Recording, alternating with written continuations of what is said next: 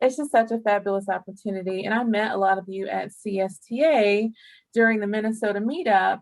And so this is just neat to like be on the call. Honestly, y'all, I've taken notes on some of the things that are happening in Minnesota. So this is so fun.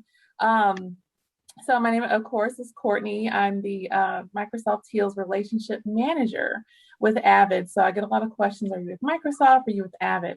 I'm actually under the AVID umbrella, but my role is funded by Microsoft Philanthropies and Best Buy. It's just a huge grant. And so they brought me on. And I did a lot of work cross-functionally with AVID actually before I came on board. So I knew this awesome team that I'm a part of. And Minnesota is where it's starting, as you see the slide says. And the reason is because of the funding by Best Buy and the need in Minnesota, to be quite frank. So we're just excited and it is moving forward. And if you are familiar with AVID, I can't see everyone. And you all, let me tell you, I use Microsoft Teams and now I'm back to Zoom. And so just when I was getting used to Teams.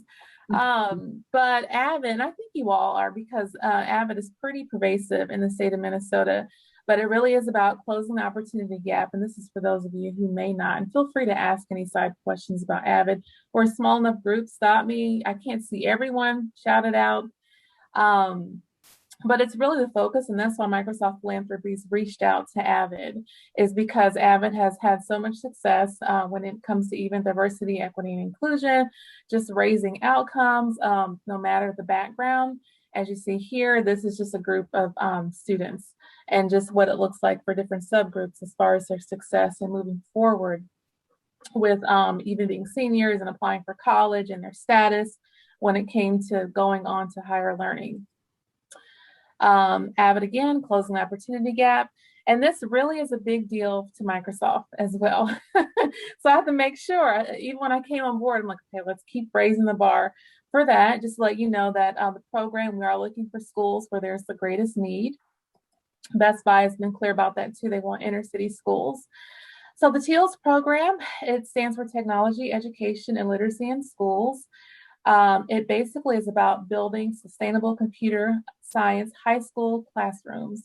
And how does that happen? That happens through really building the teacher, making sure that students have access to resources, making sure that teachers have access to resources as well by way of curricula, making sure that teachers are trained, making sure that they even have volunteer support.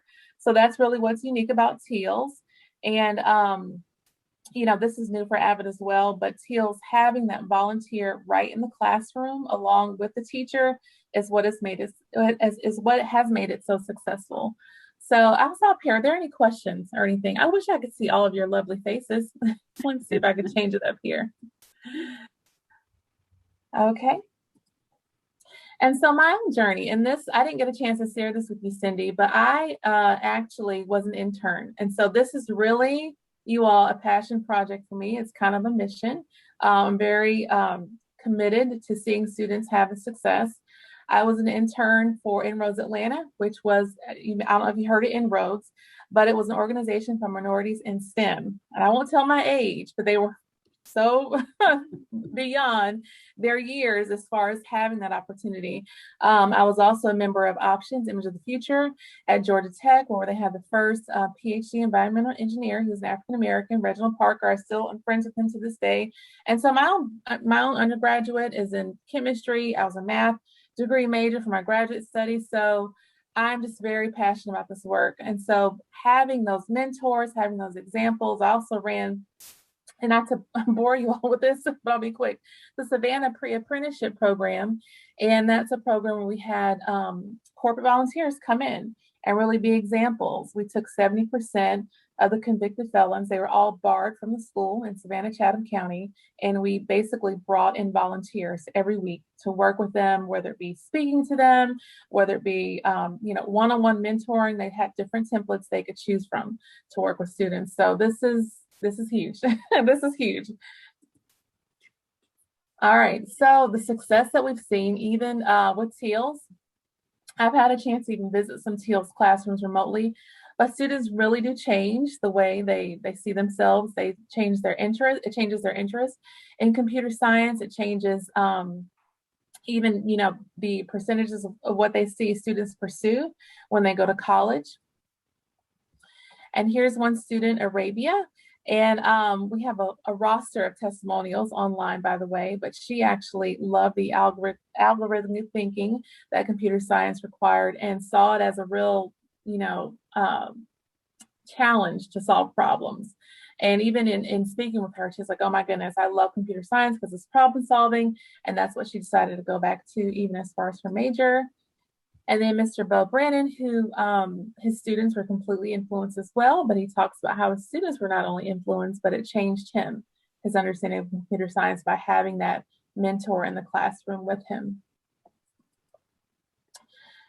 And so how TEALS supports your school. And if you're new to TEALS, basically the teacher can teach the majority of the class. It ranges as far as percentages. They can teach the minority of the class. So depending on their tenure, depending on, whether they're a brand new CS teacher, they may have been a business technology teacher, for example, and they want to teach, intro to computer science now, then that volunteer may take a larger swath of that class. Or if they're a third year TEALS teacher, which this happens in some places in the country, then of course the volunteer, they begin to scale back at that point. So it's completely customized.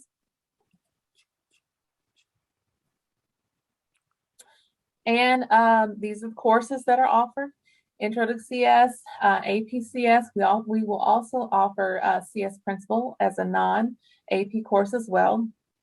And then other computer science topics, and we're looking at those. We're looking at some integrated options. Bootstrap is one, PolyUp is one as well. Math integration is one that we've heard a lot of. The social studies one that you were mentioning earlier, John, though, that's one that would be of interest to us. So if you all have any feedback on this, let me say that, for the state of Minnesota, this is something that I'm asking all the time. This is why when we get those applications, we're looking to see, okay, what are they already doing?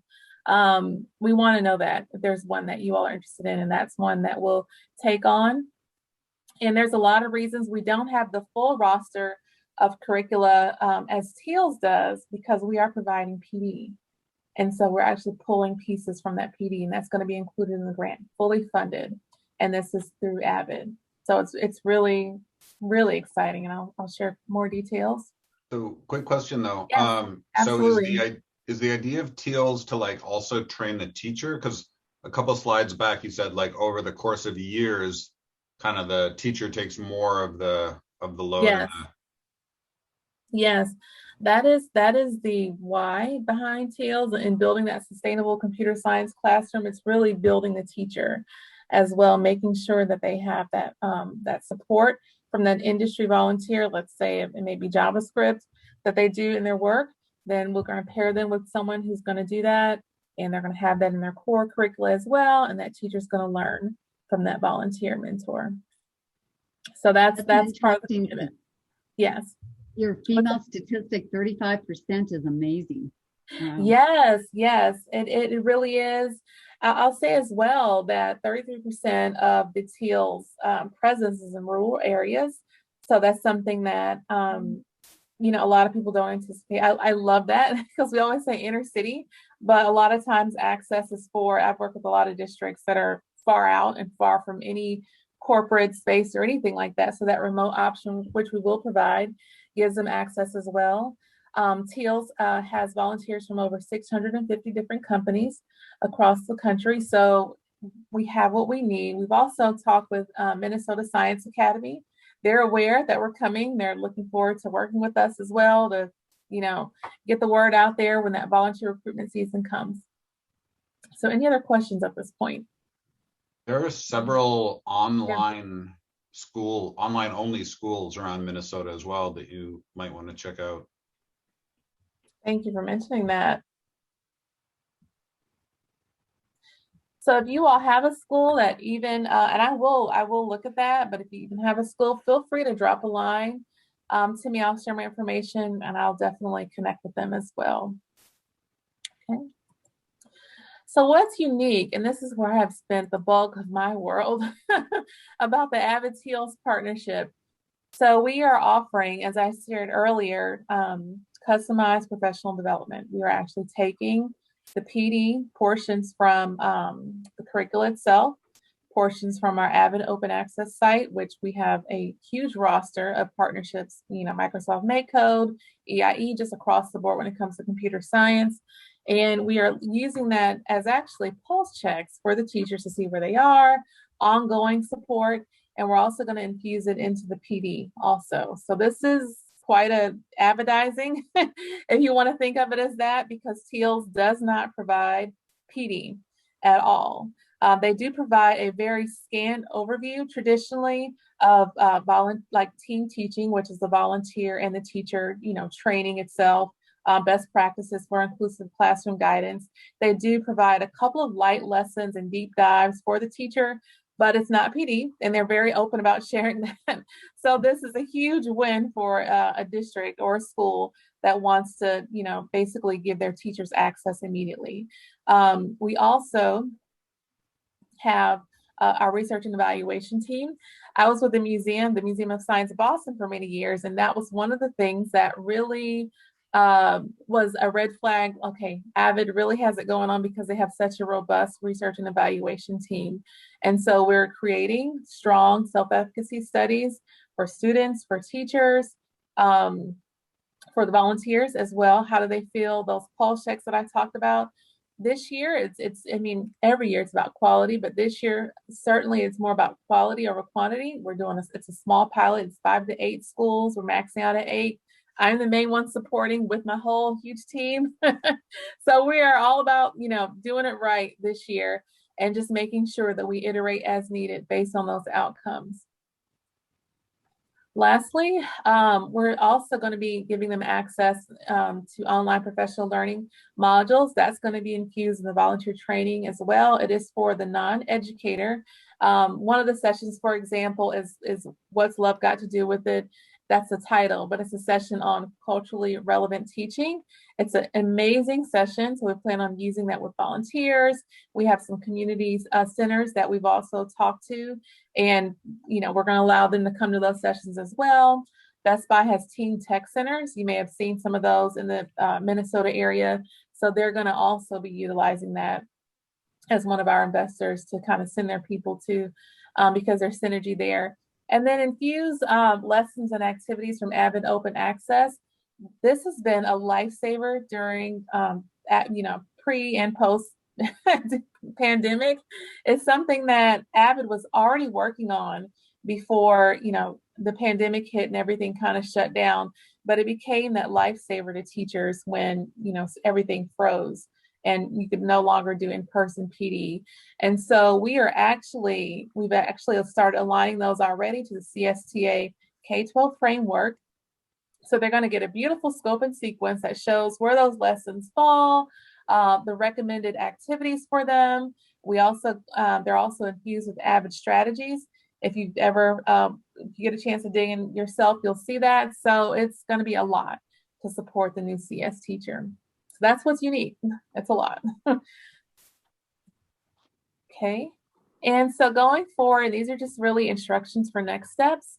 The priority deadline is the end of November for schools that hope to apply. And then, of course, onboarding will start the interviews in January. And so the first period of the day is when volunteers will participate in that. I go ahead and say that up front. It's just because for corporate volunteers, that's the easiest time. That seems to work well for schools as well.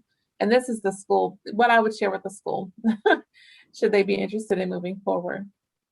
And so there's not a lot of commitment from the school. They're covering just the cost of volunteers, whether that be, fingerprinting, background check, etc. I already talked about the school meeting time, that volunteer recruitment. We do like for the schools to also, at least if it's a newsletter, their PTA, just share out, because there's nothing like having people that are localized. They may not know about TEALS to support as well. And sometimes the word just has not gotten out there. And then the classroom teacher. And that's usually an easy lift, as we have usually some that are waiting for that. So that's it from the school. And here is the link. And I can actually pop that in the chat when we're done too. So this is just a very 20 question, application. I tell people up front, I usually go through it actually, but it's not a very long application at all. And we go back and we, converse about details when it comes to, curriculum mapping and choosing what courses you want and all that as needed. So that is it for me, you all. But I want to make sure I answer any questions. So now's time for any addition or feedback. I have like Courtney, the top-notch group here. So Courtney, one question is, Yes. it's focused at high school first, right? That's where you're Yes, really it's grades 9 to 12. Yes.